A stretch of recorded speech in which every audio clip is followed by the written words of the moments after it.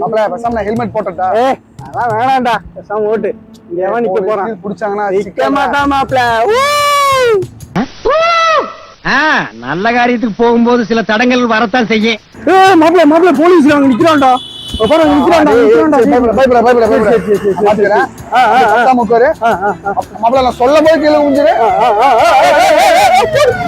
காலையில என்ன விளையாட்டு காட்டுறாங்க, எப்படி எல்லாம் சோதிக்கிறாங்க. போயிட்டா அவ்வளவுதான். தப்புச்சண்டா. ஏன்டா தப்புச்சோங்கிற? லைசன்ஸ் எங்கிட்ட இல்ல, வீட்டுல உள்ள இருக்கு.